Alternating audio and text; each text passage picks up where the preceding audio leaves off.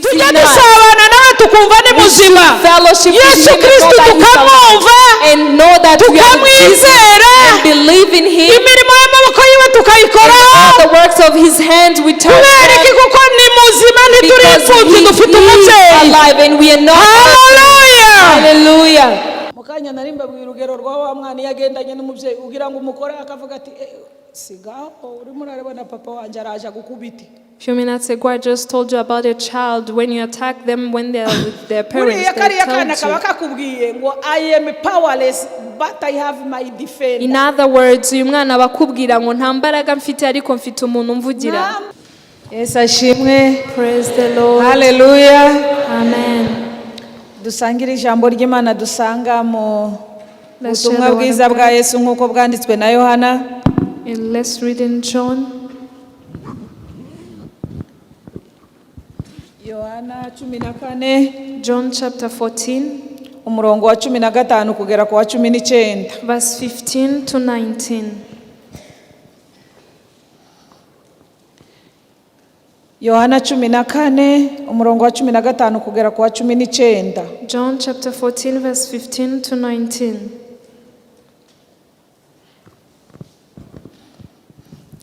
Haravuga ngo ni munkunda muzitondera amategeko yanjye, If you love me, keep my commandments. nanjye nzasaba Data nawe azabaha undi mufasha wo kubana namwe ibihe byose. And thou pray the Father, and he will give you another helper that he may abide with you forever. Niwe mwuka w'ukuri, ntibishoboka ko ab'isi bamuhabwa kuko batamurora kandi batamuzi, ariko mwebweho muramuzi kuko abana namwe kandi azaba muri mwe. The Spirit of truth, whom the world cannot receive because it neither sees him nor knows him, but you know him, for he dwells with you and will be in you. Sinzabasiga nk'imfubyi ahubwo nzaza aho muri. Hasigaye umwanya muto ab'isi ntibabe bakimbona, ariko mwebweho muzambona, kuko ndiho namwe muzabaho. I will not leave you orphans. I will come to you. A little while longer, and the world will see me no more, but you will see me, because I live, you will live also. Twongere dusome n'uwo murongo wa 20 n'uwa 25. Uwo munsi muzamenya ko ndi muri Data, namwe mukaba muri nge, nanjye nkaba muri mwe. At that day you will know that I am in you, my Father, and you in me, and I in you. 25 na 26 akavuga ngo ibyo mbibabwiriye kugira nkiri kumwe namwe. These things I have spoken to you while being present with you. Verse 25.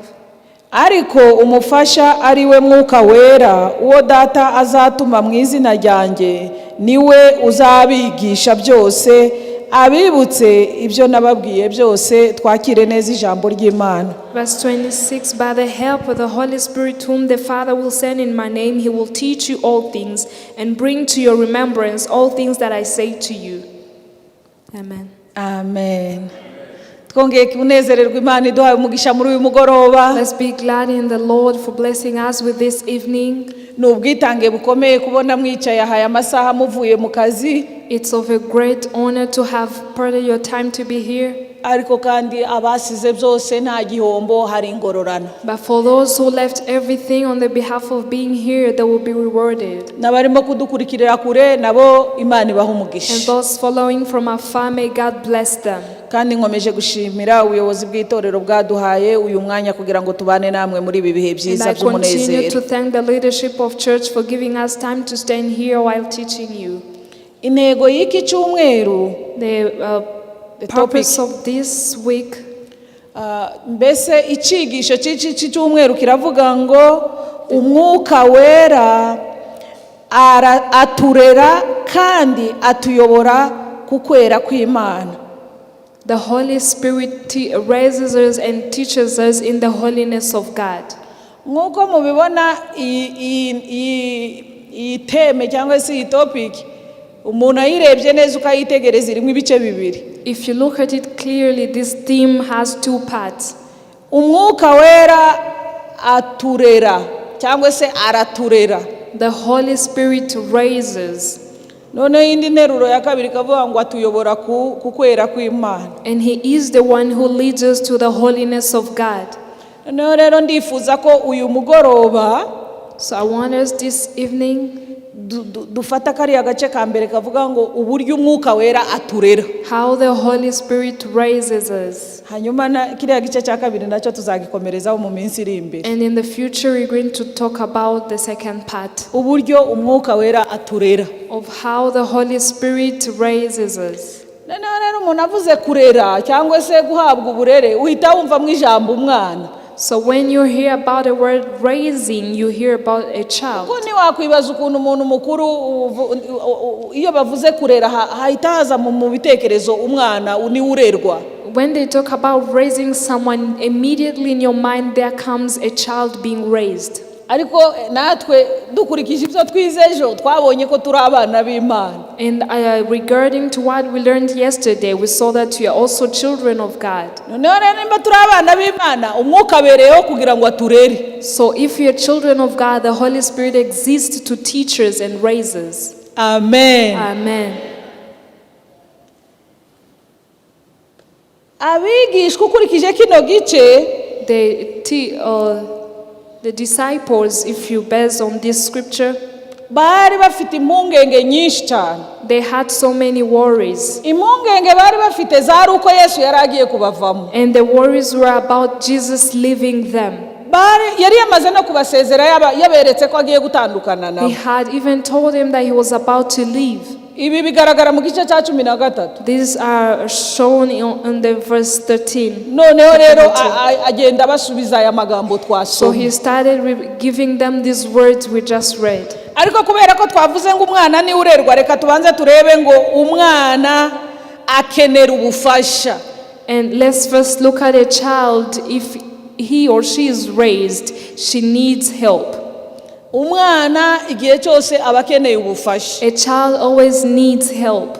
Ariko ubwo bufasha rimwe na rimwe buza bugaragaza yuko kubera ko n'umuntu utishoboye mbega udepanda ku wundi muntu kugira ngo ubuzima bwe bukomeze. This child is vulnerable, so he or she needs help from someone.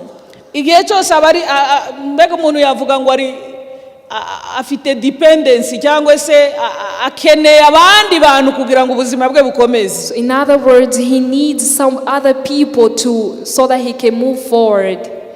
Aba bantu rero nkuko nari mbabwiye abigishwa bamaze kugira impungenge nyinshi cyane kubera ko Yesu yari agiye kubavamo. So after the disciples were so worried about Jesus who was going to leave them, amagambo yose yabashubije muri iki gice cya 14. all the words he responded to them in this chapter 14, yari yo gusubiza izo mpungenge zabo. they were the answers to their worries. Ariko kandi yari yo kubaha assurance, mbega kubaha icyizere yuko nubwo atazaba ari kumwe nabo nta ubuzima butazahagarara. So in other words, these words were also words of assurance that he's not going to leave them, he will be with them. Mu byo twasomye assurance ya mbere yarababwiye aterega ni muhumure nubwo nzaba ntari kumwe namwe nzabaha umufasha. Even though I will leave, but I will send the helper. That's the first assurance he gave to them. Nzabaha umufasha. I will give you a helper. Uwo mufasha azabafasha iki? Who is this helper and what is he going to Azabagira inama. do? He will instruct you. Azabafasha mu byo mudashoboye. He will help you in the things that you cannot do on your own. Ubundi nkuko twavuze umwana utamukoreye ibyo agomba gukorerwa yagira ibibazo bikomeye cyane. If you don't help a child in their needs, then they will have a problem. Ariko noneho muri uwo mufasha yamuvuzeho neza cyane. Yesu arababwira ngo nzabaha undi mufasha. And Jesus said it clearly that I will give you another helper.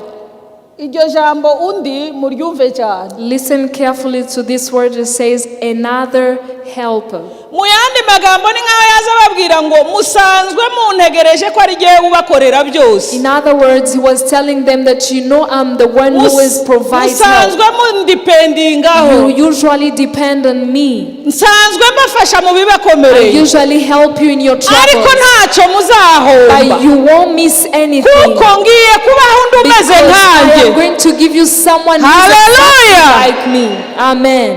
n'undi umeze nkanjye, he is another one who is like me. nzabaha undi mufasha. I'll give you another Mwarimu helper. musanganywe, The one you heard, noneho mugiye kubona uwundi umeze you are nkanjye. going to receive another one who's just like me. Shingiye ku byo umuyobozi yavuzeho Basing on gahunda, what the moderator said, abantu benshi niko bajya batekereza, hari igihe bashaka gutandukanya umwuka na Yesu usually people want to separate Jesus and the Holy Spirit na data. and the Father.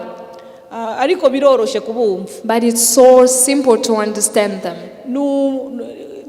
Simvuga ngo ni umuntu, ni Imana yiyerekanye mu nshusho zitatu ariko ari imwe. He is God who represented himself in 3 parts, but he is one. Iyo tuvuze Imana rurema tuba tuvuze Imana data. When we talk about God creator, we talk about the sovereign God. Iyo Mana rero yabonye ko umuntu atazakomeza kuba ahatayishikira. And God was not pleased to have a man without Iyo Mana yabonye ko itazakomeza kureberwa mu isanduku y'isezerano. And God was not pleased to always be seen in the ark. Abanyafrika bajyaga kuyishakira mu misozi. Africans will go to look for him in the mountains. Abanyarwanda bajyaga bavuga ngo iriyo hirya ndibayishikire, bakavuga ngo yirirwa handi gataha i Rwanda. And Rwandans would say that he spent the day elsewhere and returned in the evening. Ariko yaba yiriwe muri Kongo cyangwa muri Tanzania bakirirwa ntayo bakayitegereza nijoro. And maybe he would live in Tanzania or elsewhere and come back. Abanyakenya bajyaga kuyishakira muri Mount Meru, muri Mount Kenya na Mount Meru ku Meru. And Kenyans will go look for him in Mount Meru and Mount Kenya. Abanyesirayeli bajyaga barangiza isanduka riri ariko ntibayishikire. And the Israelites would go and look for him in the ark. Igihe kimwe Abafilistiya bakaza bakaritora bakarijyana bakarara nabo nta mana nkuko n'Abanyafrika bari bameze. And at some days the Philistines will go and take the ark and they will spend the day without iyo him. Mana rurema yabonye ko itazakomeza kubaho tutayireba. And in other words, God was not pleased ko to live. itazabaho tutayishikira. He couldn't live without us reaching out to him. Yihishura inyuze mu nda ya Mariya. He revealed himself through the womb of Mary.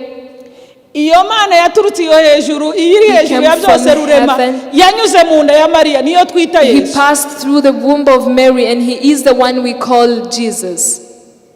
Amen. Amen. Noneho rero Yesu yagendanye n'abantu akiza abarwayi abagaburira imigati baramubona gutya bamukoraho. And Jesus walked with people, healed them, fed them, and he could touch them. Amaze gupfa ntiyagombaga kugumana nabo ngo agendane n'abigishwa nk'uko bahoze bamukoraho bamubona. After he died, he couldn't walk with his disciples as they used to touch on him. Iyo Mana Yesu yagendanye n'abantu bakayikoraho physically, isubiye mu ijuru abantu batakibona n'amaso, niyo yiswe Mwuka Wera. And this God who lived with people and they would touch him and he died and returned back. So people couldn't reach out to him, so he came back as the Holy Spirit. None murumva zitandukanye? Are they different? Ni nk'umupolisi witwa Inosa. He's like a policeman called Inosa. Mu gitondo kare kare abana be bazabyuka bamuhamagara papa. In the morning, his children call him daddy. Iyo ari mu muhanda hano hagarika imodoka tujya tumubona twese tugahagarara, aba yahinduye isura ariko aracyari Inosa. And during the day, he's a police officer and we see him as Lord. Mu rugo ni papa. At home, his father. Mu muhanda afite iyindi authority yahinduye isura. And on the street, he has another authority. Naja gusura papa we ikabuga. And in the evening, when he goes to visit his dad at Kabuga, nagerayo mukecuru aramubwira ngo ariko mwana wa. And his mother will call her my son. Nimwumve ko ari umuntu umwe ariko uhindura ishusho bitewe n'ahari. Don't you see that it's one person who's changing accordingly to the seasons? Ibi mbivugiye ntabwo ari byo nari nateguye ariko mbivugiye kugira ngo mutazarangiza igiterane cya Mwuka Wera mugira ngo hari nk'aho hari wundi wabonetse aho ngaho.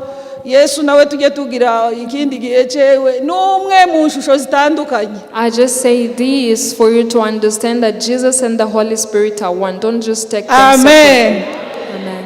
N'umwe mu mafonction atandukanye. He is one in different functions. Noneho rero turimo turavuga Imana Data Mwami Yesu mu nshusho muri fonction za mwuka wera. We are talking about God, Father, Lord Jesus in the form of the Holy Spirit. Niyo mpamvu yabwiye abigishwa ngo mwihangayika nubwo nabaseze. He told the disciples, do not be worried even though mwigire ibibazo mu mutima ngo muvuge ngo ndabasize. Do not be troubled in your heart that I'm leaving you. Kuko ngiye kubaha uwundi mufasha, ngiye kubaha uwundi umeze nkanjye. Because I am going to send you another one who's just like me. Mu yandi magambo muzagumana nanje ariko ntimuzaba mukindebesha amaso. In other words, you will remain with me, but you won't be able to see me with your own eyes. Ariko muzaba muri kumwe nanje ntaho nzaba nagiye. You will be with me, I won't leave. Hallelujah. Amen. Umwuka wera ni umufasha wacu, ajya turera kuko tumeze nk'abana badependinga ntacyo twishoboreye. The Holy Spirit is our helper whom we depend on because we uwo are mufasha ngo ni umwuka ukuri. And he told them this helper is a spirit of truth. Ngo ariko ngo abisi ntibamuzi. But though the world does not know him. Abisi ntibamuzi. The world does not know him. No, ngo kandi ngo ntibanamuhawe. And they were never given ngo him. ntibaranamurora ntibaramubona. They cannot even see him. Ariko ngo mwebweho. But for you. Hallelujah. Hallelujah. Hari amahirwe adasanzwe mufite. There are chances that you mwiriranwa have. n'abamugendana. You work with him on the mukorana mu office amwe. You work with him in the ariko same mwebwe office. hari privilege, hari amahirwe mufite. There is a privilege that you kuko have. mufasha mwebwe ngo mwaramumenye. Because you have known this helper. ngo kandi muramuzi. You know him. Ariko kandi ngo abana namwe. But also he lives with you. Ariko kandi ngo aba muri mwe. But also he lives in you. Hallelujah. Amen. Ibintu bitatu. 3 things. Muramuzi. You know him. Abana namwe. He lives with you.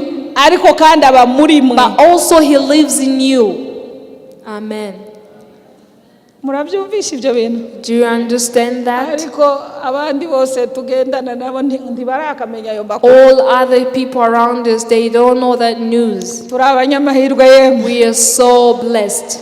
Mukanya Shekina bari baturirimbiye bavuze with in, ari kumwe natwe kandi ari muri twebwe. The Shekinah sang and say that he is with us and in us, within us. Did you hear that when they sang it? When they sing it, I understand. Tugufite mwami turakomeye iyo tugendana nawe turabanesha. Mwumvi tugufite mwami turakomeye ari muri twe. Kandi ari kumwe natwe. And he is also with us. Ibi bintu biraremereye cyane. These things are powerful. Umuntu ashobora kubana n'umuntu ariko ntabe muri we. You can live with someone but they won't go inside. Muturanye n'umuturanyi wawe gikondo ariko ntaba muri wewe. You live with your neighbor but they are not in you. This helper will be in turamuzi. We know him. Ikimenyetso kigaragaza ko tumuzi. And the sign that shows that we know him. That he lives with us. With us. Agumana natwe. And he remains with ariko us. ntabwo agumana natwe But he gusa. does not only remain with us, but also he has lived. Hallelujah. Hallelujah. Bisobanura ngo dufitanye ubusabane nawe. Fellowship with him. Uwo mufasha turasabana. Fellowship with him. Ntabwo aba kure natwe. He does not leave far away from us. Yesu yazabwira abigishwa ngo mwihangayika. That's why Jesus said to them, ariko nubwo mutazandeba ntabwo nzaba nagiye kure. Even though I'm going to heaven, I will be inside. Hallelujah. Hallelujah. Iyo ni assurance ya mbere yarabaha. That's the first assurance he gave to them. Ikindi kintu yarababwiye gikomeye. Another powerful thing he told them. Kabiri yarababwiye ngo murabanaga munanitegemea muhora muntegerejeho byose ngo mbafashe ngo sinzabasiga nk'imfubyi. He told them, you are children and you always depend on me, so I won't leave you orphans. Abanyesirayeli bafataga umwigisha cyangwa kubera ko turimo turavuga ngo umwuka wera n'umwigisha araturera.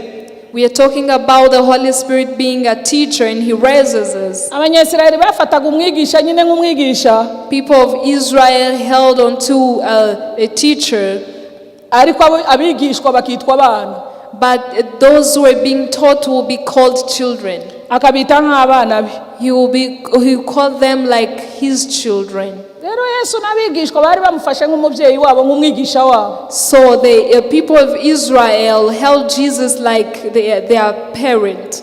Noneho rero arababwira ati rega nubwo mbavuyemo ndi umubyeyi wanyu ariko sinzatuma mubabara ngo mumere nk'imfubyi. So he said to them, even though I'm living as a parent, I won't leave you as orphans. Imfubyi turazizi, We know orphans, we live with them.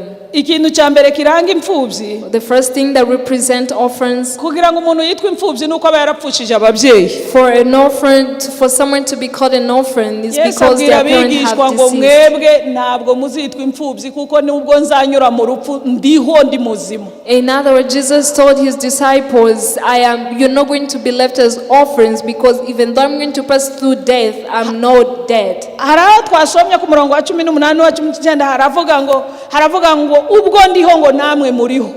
And he said on verse 18 and 19, if I live, you also live.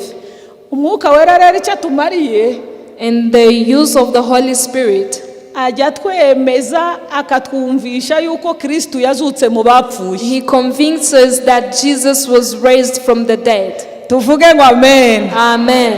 Umwuka wera atabitwumvishije ntitwobisobanukirwa. If the Holy Spirit does not convince us, we cannot understand. Ntituri imfubyi rero kuko umubyeyi wacu ntiyaheze mu mva. We are not orphans because our parent did not remain in the tomb. Umunsi wa Pentecote Petero yabihamirije abantu arababwira ngo Imana ngo ntiyemeye ko ahera mu mva ngo yamuzuye mu bapfuye. And on the Pentecost day, a servant mentioned that God did not let him stay in the tomb. He was raised from the dead. Hallelujah!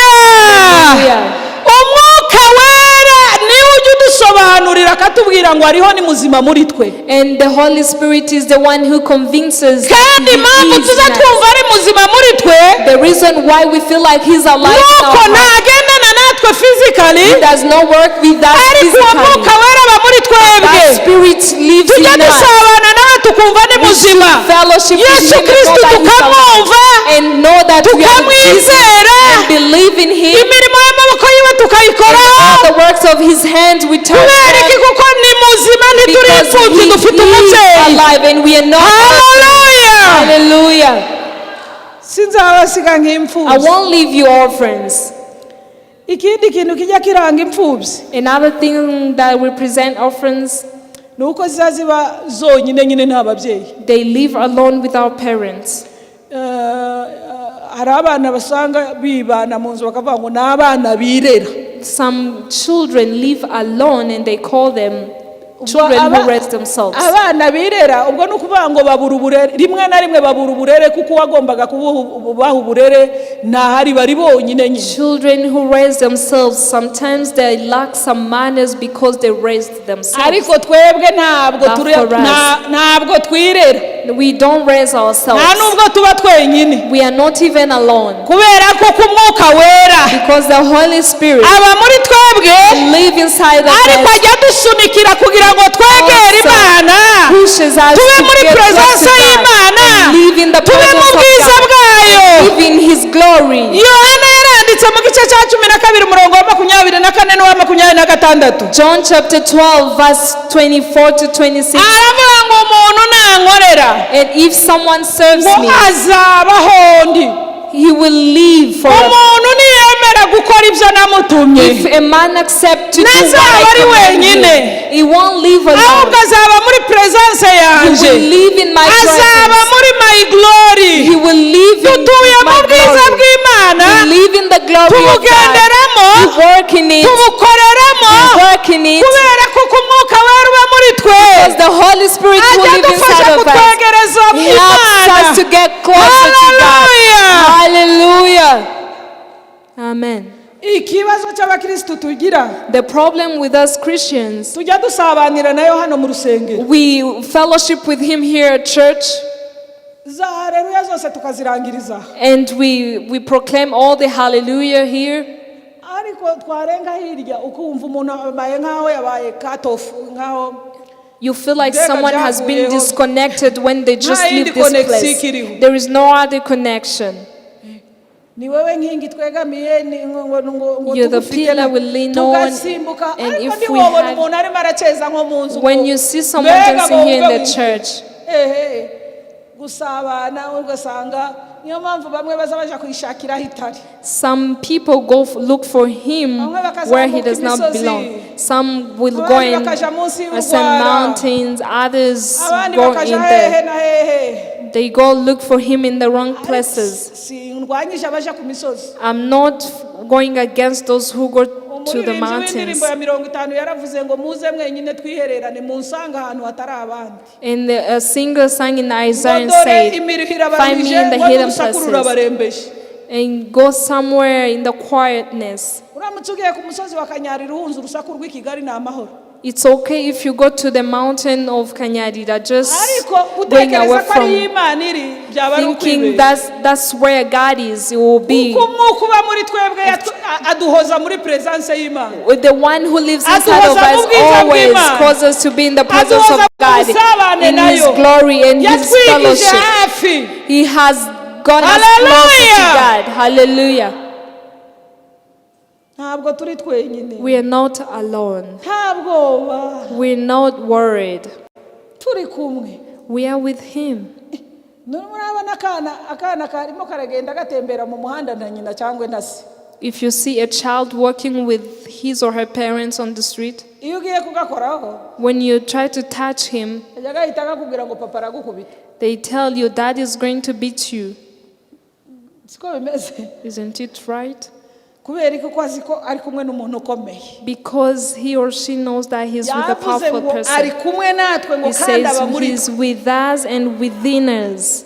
tuvuge ngo amen. Amen. Ikindi kintu kijya kiranga imfubyi. Another thing that shows orphans, Iyo umubyeyi yapfuye aba yatakaje umuprovider utanga ibimutunga. when a parent passes on, children have lost their provider. Mbega ugomba kugura imyenda agatanga minerval Someone agatanga who gives ibintu school byose fees, abiba provide byarangiye. clothing, and everything has gone. Noneho rero twebwe umwuka wera abafite umwuka wera ntabwo turi imfubyi. For us who have the Holy Spirit, we are not Ntacyo orphans. tuzabura ntacyo We tuzakena won't lack anything kuko umwuka wera ajya providinga byose. because the Holy Spirit provides Ajya duha ibyo everything. dukeneye. He gives us what we need. Umuririmbyi w'indirimbo ya 68 muzagakiza. A singer who sang a song of yararirimbye aravuga 68. ngo nguko uko ajya ntunga buri munsi. And this is how he Ngo loves me kandi ajya every day. ngenera ubuntu bungwiriye. And he provides mercy Hallelujah. every day. Amen. Dufite provider. We have a provider. Umwuka wera ajya dufasha guproviding. The Holy Spirit helps us provide. Akaduha ibidukwiriye ubuntu And he budukwiriye gives buri us munsi. what we deserve for a day. Umubyeyi ujya umenya ko umwana yariye ibiryo runaka mu gitondo ukamupangira ibyo arya mu kandi kanya kubera ko uzi ibyo akeneye. A parent prepare food that is different from the breakfast to lunch because he knows what a child needs. Umubyeyi wacu niko ameze umwuka wera Same way with our parent, the Holy ajya Spirit. amenya ibyo dukeneye. He knows what we need. Kuko ajya ntunga buri This munsi. is how he sustains me Kandi ajya daily. agenera ubuntu And he bungwiriye. sustains me with mercy. He Hallelujah. renews his mercy every morning. Rya sengesho nababwiye ejo Yesu yigishije A abigishwa. prayer I told you about yesterday, Jesus taught his disciples. Hari aho yababwiye ngo noneho nimujya musenga mujye muvuga ngo uduhe ibyo kurya byacu by'uyu And he munsi. said, provide our daily food. Buri munsi ujye umenya ibidufitiye umumaro. On a daily basis, know what is we Nubwo need. twariye amafiriti tukarya Even n'imigati, if we eat bread ariko and wowe chips, provider wowe mwuka wera, because you, the Holy Spirit, nimujya the musenga mujye provider, muvuga ngo uduhe ifunguro ryacu when ry'uyu you munsi. pray to Him to provide Utugenere ubuntu what you need budukwiriye. as you provide the mercy Utugenere every morning, ubufasha dukeneye. as you provide the help Kuko we ni need wowe on a mubyeyi daily wacu, ni wowe basis. uzi ibyo dukeneye. Because you are our parent and Ni you know wowe what we murezi need. wacu, ni wowe umenya You aho are umwana our ashoje. guardian and you know when Ni we wowe are umenya hungry. ibimufitiye umumaro. You know what they need. That Hallelujah. is. Amen. Imfubyi turimo turavuga ngo yaratubwiye ngo ntazadusiga We're nk'imfubyi. talking about how He said that He won't leave us orphans. Imfubyi ijya ibaho idafite instructor umwigisha. An orphan lives without an instructor or a guardian. Kuko uburere ni ukuvuga ngo urimo uratanga uburere. In other words, a parent gives manners. Mwibuke ko topic yacu ivuga ngo umwuka wera araturera. Remember, our topic says that the Holy Spirit raises us. Umwana w'imfubyi abura umurezi. An orphan child does not have a guardian. Abura umuntu umuha uburere. He does not have someone to give him manners. Abura umuntu umuha instruction. They lack someone to give them instructions. Ariko abafite umwuka wera. But those who have the Holy Spirit, tuvuge ngo amen. amen. Umurongo wa 26 wavuze ngo azabigisha byose. On verse 26 says that he will teach you azabigisha everything. He byose. will teach you everything. Ibikenewe byo mu mwuka azabibigisha. All the needed things in the Spirit he will provide them to you. Abanyeshuri bari hano muje gukora homework mutareka gukora imibare ngo azayibigisha. Students who are here, please do your exercise. Do not wait for the Holy Spirit to help. I'm not talking about him helping you in your assignments and everything, not doing it just because you think he was going to do it. He gives us the instruction in the spiritual realm because a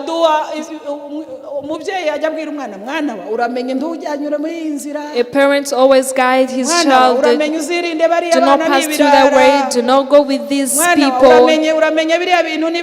Do not do these things are bad. That's how an instructor does. The Holy Spirit teaches us everything.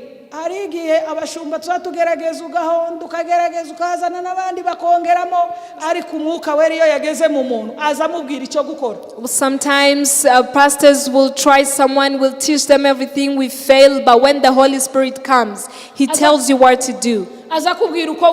He tells you how to carry yourself. He tells you how to respond to other people.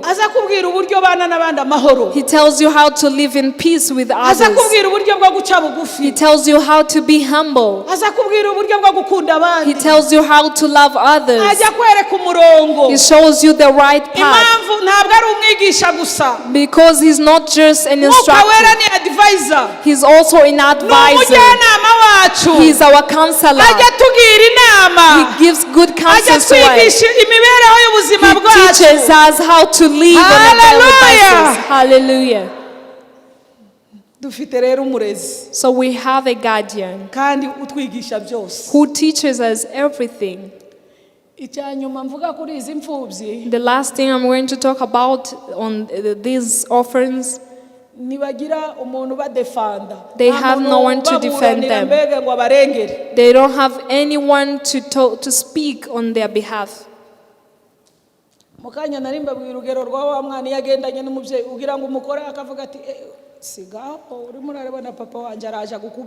A few minutes ago, I just told you about a child. When you attack them when they are with their parents, they tell you. I am powerless, but I have my defender. In other words, uyu mwana bakubwira ngo nta mbaraga mfite ariko mfite umuntu umvugira. I'm not able, but I have someone who's going to defend me. There is someone who fights for me. I have an advocate. Amen. Amen. And the singer called Shushu, Christina, he said, my advocate lives today. And my advocate is powerful. My defender is alive. My defender is alive. The Holy Spirit is our defender, and He speaks on our behalf. Yesterday we say He prays for us, He groans for us. But we have added that you're not orphans. We are not powerless. We are not people who has no power. Even though we look that we are vulnerable, but there is one who sustains us. Our instructor Jesus teaches us, but He does not only teach us, He also gives us utensils. He tells us what to do. He shows us the right way to go through. And when we are fought, He defends us. Hallelujah. Mutetezi wangu Yesu anaishi leo, mutetezi wangu yu hai. Hallelujah. Hallelujah. Hallelujah. Buriya nimba hari ikintu kiza kigora imfubyi. If there is something that is always hard for orphans, kuba bonyine bazamera nkaho batari protected. when they are lonely, they don't feel protected. Ariko uyu muvugizi azabarenga. But these advocates speak for them. Kuko umwuka wera ni protector wacu. Because the Holy Spirit is our protector. Amen. Ntacyo tuzaba. Nothing will happen to us. Ntabwo badufite. We are not fearful. Ntabwo nta nibizaza. There are not the things of today or those that are yet to come. Umwuka wera ni umudefender. Because the Holy Spirit is our defender. He speaks on our behalf. He speaks on our behalf. He speaks on our behalf. He defends us, and that's why we are under His wings. Hallelujah. If we have you, King, we are powerful. Amen. Don't you see that you are powerful? And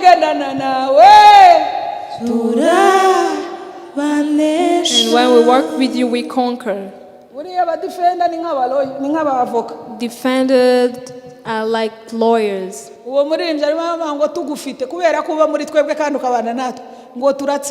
And this singer is saying, because we have you with us and within us, we conquer.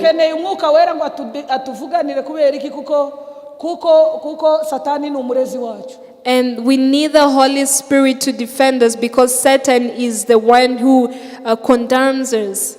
Kandi kubera ko twavuze ngo umwuka wera ni Yesu tutakibonesha amaso y'umubiri akaba ari Yesu. Umuririmbyi w'indirimbo y'120 we yaravuze ngo mwijuru imbere y'Imana ngo mfiteyo umuntu mvugira. Amen. Ngo ni umukuru w'abatamzi. Amen. Ngo kandi yitwa Rukundo. And in the song Mutetezi wacu yitwa Rukundo. Our Hallelujah. Hallelujah. He protects us. And Jesus spoke to disciples in John chapter 10. I'm holding on to my sheep. No one can remove them from my hand. We are in His palm. No one can remove us from His palm. Yesterday I asked you, where do you get that fear from? Who can remove you from His hand? Even if they have so much dark powers, they cannot remove you from His hands. He is our defender and protector. Amen. Amen. He won't leave us orphans. He will leave us with the Holy Spirit. And this is what the helper He left us with does. Hallelujah. Hallelujah. Not only that,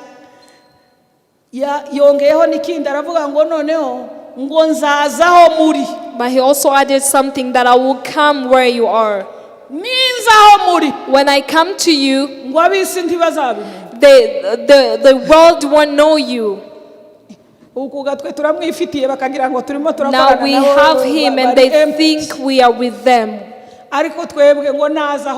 They are empty, but when He comes to us, this helper who have lived in us, those of the world does not see Him. They saw Him when they crucified Him and they thought it was over. But for us, He conquered death and crucifixion. And He conquered death and came to live in us. And He said, I'm coming to you. Amen. When I come to you, the world won't notice. They won't notice, but you will be able to see me. Can't we see him here? umwuka w'Imana ajyaba nditumubona Yesu ntitukimubona physical ariko umwuka w'Imana atuye muri We no longer see Jesus physically, but the Holy Spirit lives in us. ngo kandi ndiho namwe muzabaho. I live and you also shall live. ngo mukaba muri nge. And you will live in me. hanyuma ngo nanjye ngo nkagira gute ngo nkaba muri mwe. And I will be in you. mbega ni nk'ibintu byivanze. We live in each other's life. ari muri twe. He is in us. natwe turi muri we. And we are also in him. niyo mpamvu yavuze ngo nimuguma muri nje. That's why he said, if you abide in me and my word abides in you, whatever you ask in my name shall be given to you, because you live in me and I also live in you. muyandi magambo yari arimo atubwira ngo uko kuba muri mwebwe namwe mukaba muri nge twagize ubusabane ubufatanye mbese. In other words, you living in me and I living in you, we have this is union we have brought together. ariko ibyo bigaragarira he binyura mu mwuka wera. And all these are found in the Holy Spirit. umwuka wera rero ni utuma dusabana n'Imana. The Holy Spirit is the one who helps us fellowship with God, because he lives in us and we are also always with God. umwuka wera araturera niyo topic y'uyu munsi. The topic of tonight is the Holy Spirit raises us. aratwigisha. He teaches us. ni umurezi wacu. He's our instructor. ni umubyeyi wacu. He's our parent. azaduha ubumenyi dukeneye. He gives us knowledge that we need. ubujyanama dukeneye. He gives us the counsels we need. icyo tugomba gukora. He tells us what we need to do. azaduha n'amategeko dukurikiza. Because he's the instructor, he tells us the things we need to do. On verse 15, it said, if you love me, you will obey my commandments. He had mentioned these commandments on chapter 13 of John.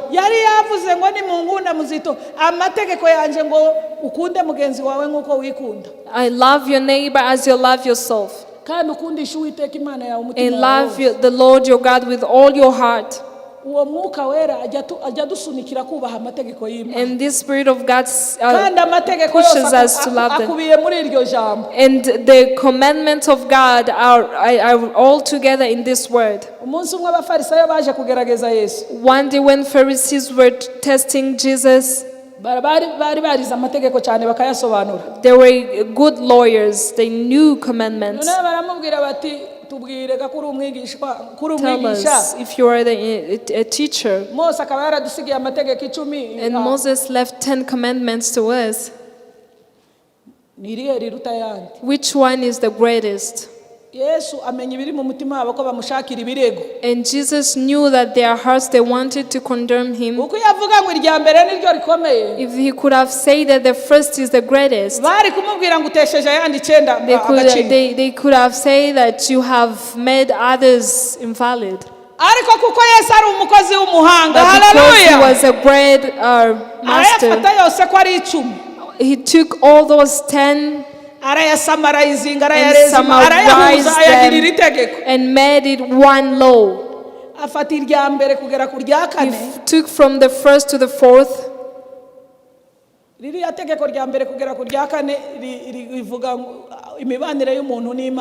It talks about the relationship between God and man. Remember your Creator on the day of Sabbath, all those commandments. And these 4, he made them in one. Love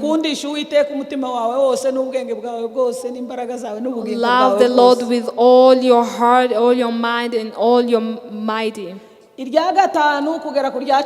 And from 5 to 10, it's a relationship between men. Do not steal, do not fornicate, do not envy. He also put them into one word. Love the Lord with all your heart. More than that, love your neighbor. Amen. He has put all of them together. They failed him and left.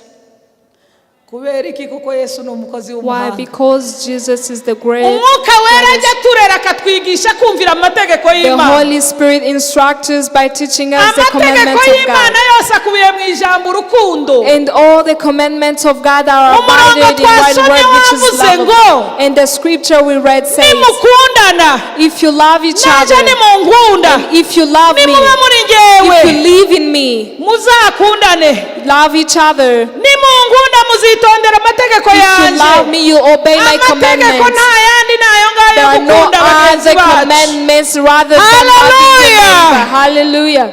Umwuka wera hari ikintu yari yarakoze mu itorero rya There mbere. is something the Holy Spirit had done in the Yari first church. yarabasobanuriye iryo tegeko ryitwa He had rukundo. explained this commandment Aho called bagendaga love. hose barangwaga n'urukundo. Wherever they went, they were represented by Barangwaga love. n'urukundo rukomeye. They would seek Urukundo great mbega love in rwari them. rumeze nk'akabaje kabo. Love was like a badge on their neck. Iyo umuntu ari mu kazi uhuye n'umukozi wa beka hariya hanze wamumenya kubera akabaje yambaye ahangaha. You will know an employee of BK if you see their badge. Uhuye n'undi mukozi wamenya ko ari uwo muri Rwanda Revenue. You will know the employee Kubera of agakarita kiwe akambaye Rwanda n'akabaje Revenue ke from- kagaragaza uwo ari we. because their badge represents Itorero rya where mbere. they work from. The first church, Bajyaga bagendana urukundo. they always worked with Bakoraga love. imirimo y'urukundo. They did the Nta works of mukene love.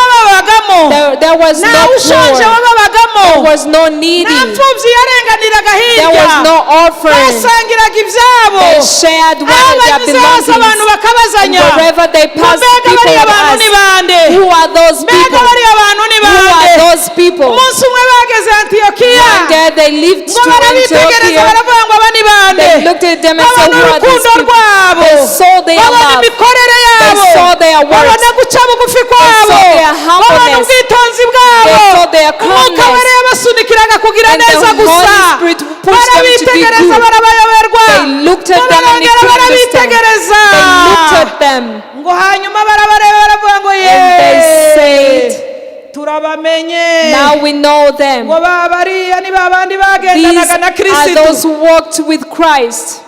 Izina Amen. ubukirisitu riza gutyo. And that's when a name called Christian came. Ntabwo ari abigishwa bagiye bavuga ngo turi abakirisitu.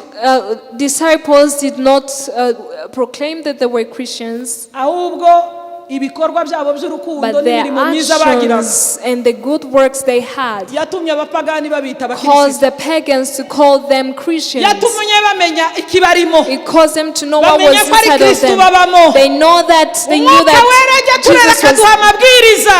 and the Holy Spirit Amabwiriza yo proclaims. gukurikiza He amategeko. tells us the Kandi instructions of amategeko following yose the akubiye mu commandments. rukundo. And all the commandments are found in one Hallelujah. word, which is love.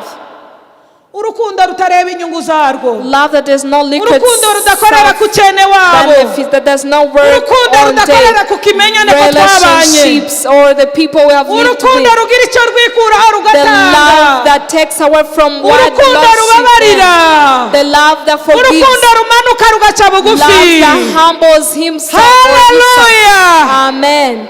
Umwuka twahawe wamufasha twahawe. And this helper we've been Ajya given, turera ajya duha uburere he bw'uburyo gives us twitwara. good manners and how we should carry ourselves. Wakunda ababyeyi b'abanyarwanda baza babwira ngo How mwana parents tells you, the Rwandese parents, akaguha uburere ngo dore indangagaciro zacu. they give you values. Umwuka wera azatubwira indangagaciro And the zacu. Holy Spirit tells us Zose of our zikubiye mu values. rukundo. They are all abide Imana in iduha the love. umugisha. May God bless Kandi iha us. umugisha ijambo And may ryayo. He blesses His word. Hallelujah. Hallelujah.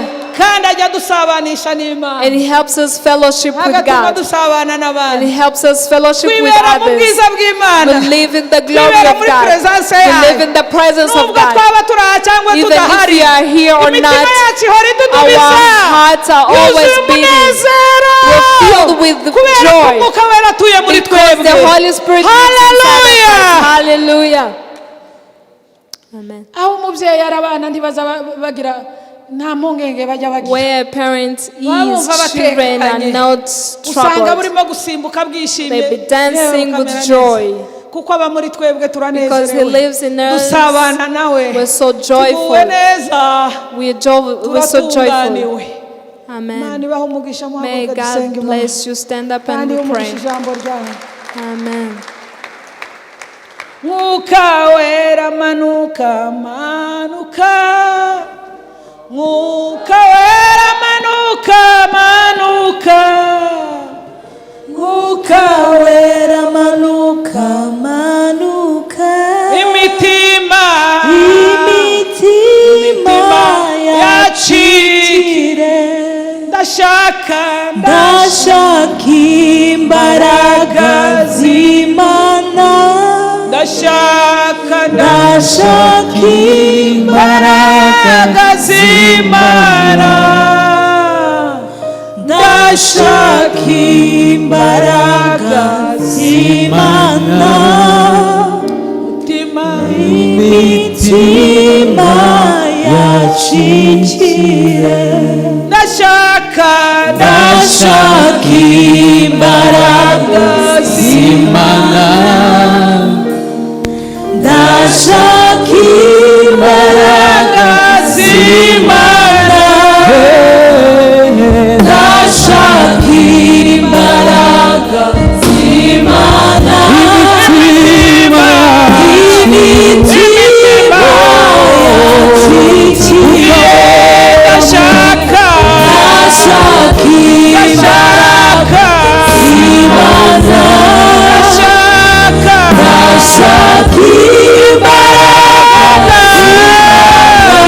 ndashaka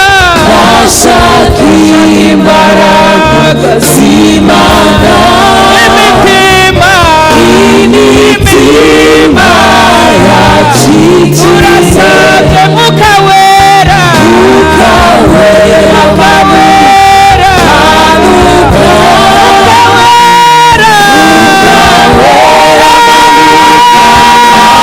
Mwuka wera, Mwuka wera manuka,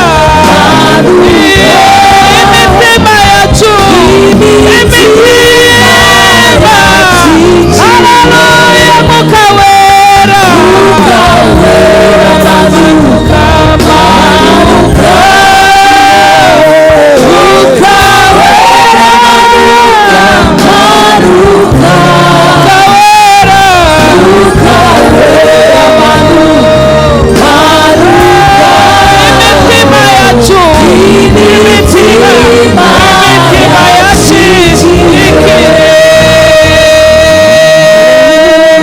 haleluya, haleluya, Mwami Yesu, Lord Jesus, ushimwe kuko uri Imana iri kumwe nawe, we thank you for being God who is with us. ushimwe kuko ubana natwe kandi ukabuba muri twebwe, For being with us and ushimwe living ko in us. wadusezeranyije kutazadusiga nk'imfubyi, We thank you for the promise that waduhaye you undi gave us as mufasha, orphans. You gave us another umufasha ni helper. Mwuka wera, And this helper is the ajya Holy turera Spirit. akatwigisha, He raises us ajya and teaches tuyobora, us. He guides us. ajya dusabanisha nawe, And He helps us uyu fellowship mugoroba with you. twongeye kukwinginga, And tonight you also utwigize remember. hafi nawe mwana, May you get call us closer birashoboka ko to you. twagiye kure nawe, Maybe we have gone far ariko from you. Mwuka wera turasabye, But we pray the Holy wongere Spirit. utwigize mu bwiza May bw'Imana, you bring us wongere closer to ukize God. imitima yacu, May you heal our wongere hearts. uruhura imitima irushe, Give peace to the hari abari broken muri heart. twebwe bameze There are so nk'imfubyi, many people around us. We ariko are like twasobanukiwe orphans. kuko uri umurezi We have wacu, understood that you are our guardian.